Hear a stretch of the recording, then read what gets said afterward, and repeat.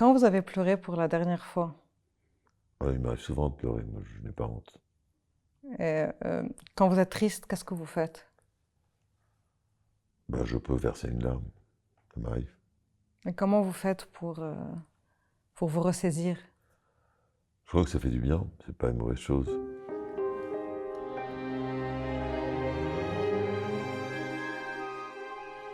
La mort vous fait peur. Oui. Qu'est-ce qui vous fait peur le plus? Euh, le- le- le- le- le- la décomposition et la détérioration Du de corps. cette espèce de carcasse dans laquelle je suis prisonnier.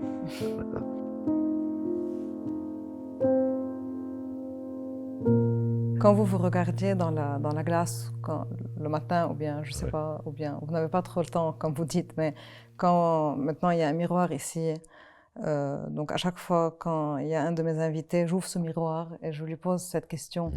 Mm. Qu'est-ce que vous voyez, Bernard Khouré, dans la glace? J'ai appris à rigoler, à admirer, à avoir un sourire quand je vois ma sale gueule dans le miroir. C'est pas évident. J'ai appris à l'apprécier, voilà. Quel est le rêve que vous n'avez pas encore réalisé? Ah, beaucoup. Un rêve, s'il y a un rêve que vous voulez choisir, un rêve. Écoute, il y en a qui sont futiles, hein, qui sont très vulgaires, il y en a qui sont... J'en ai beaucoup, hein, puis je sais pas, mais j'espère en avoir, et j'espère ne pas tous les réaliser, parce que le jour où tu as tout fait, tu te barres. Si vous voulez vous décrire en un mot, Couillon. Ça résume tout, c'est que voilà, faut pas se prendre trop au sérieux. le B018, c'est un symbole d'après-guerre pour beaucoup de Libanais. Parlez-moi un peu du symbole du B018 pour Bernard Khouré, de sa genèse, de tout ça. Bah, ce projet est venu après 5 ans de très difficiles, mes débuts. Moi, je suis rentré des États-Unis en 1993 Oui, et j'ai eu 16 engagements contractuels parce que bon, je connaissais du monde oui, entre 93 et 98 qui n'ont pas mené. Alors, dans le jargon architectural, en anglais, on appelle ça aborted, hmm. aborted mission. Tu Les commences une 16 mission, projets. 16 projets, si je vais traduire de manière littérale, avortés. 16 Et avortements, ça fait mal. c'était quoi la cause? 16 avortements, ça fait très mal. Oui, Ça fait très très mal. Parce que tu y crois à tous les coups. Tu t'imagines que tu vas finir par enfanter. Et chaque fois, ça ne fonctionne ouais, pas. Au bout du 16e, tu es vraiment à bout de souffle. Et c'est terrible.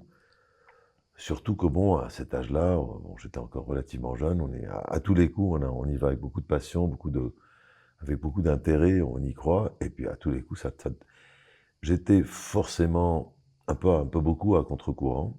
C'est-à-dire, il faut comprendre qu'au début des années 90, il y avait une sorte... Beyrouth était un peu dans le déni. On va ouais. dire que ce qui se faisait, ce qui marchait, surtout dans notre domaine, c'était une histoire, en fait, ce qui circulait, c'était une histoire dans laquelle je ne pouvais pas m'inscrire. Hmm. C'était cette histoire très simplificatrice de ce qui s'était passé. On mettait sous le tapis toutes les questions un peu chaudes, un peu épineuses. Donc toute architecture qui posait des questions euh, dont les réponses n'étaient pas évidentes et qui traitait d'un passé relativement proche et problématique était disqualifiée. Donc Beyrouth, cette image de Beyrouth qui circulait, le phénix qui ressort de ses cendres, l'Orient l'Orient et l'Occident qui se retrouvent, toute cette Ouais. histoire mielleuse et très sucrée, moi je n'y adhérais pas, donc ça fonctionnait pas. Le B18 finalement, qui est un projet de boîte de nuit et qui a priori n'a rien de politique, Ouais. parce que la politique, enfin les projets politiques entre guillemets, les projets que l'histoire retient, c'est des projets d'habitude institutionnels. Bon, en sortant de l'école, je voulais construire, j'espérais construire des écoles, du logement social, des musées, du public, Hmm. mais sûrement pas des boîtes de nuit. Parce que l'entertainment, le divertissement, ne mérite pas une architecture. D'habitude, on met ça dans les sous-sols. Ouais. Ça n'a aucune importance, ça n'écrit pas l'histoire à travers ce type à Mais travers ça ce a type écrit de... l'histoire, et c'est Alors ça. justement, c'est ce qui était très curieux à Beyrouth, c'est qu'à Beyrouth, justement, là où l'histoire doit s'écrire, à travers les institutions, l'histoire qui te ressemble, qui me ressemble peut-être, ne s'écrit pas. Si tu vois ce que... Et c'est d'où la faillite des institutions, D'accord. d'où la faillite, en fait, du projet nation, d'où le fait que la guerre n'est pas finie, parce qu'on ne s'est toujours pas entendu sur le minimum de définition de ce qu'est notre nation.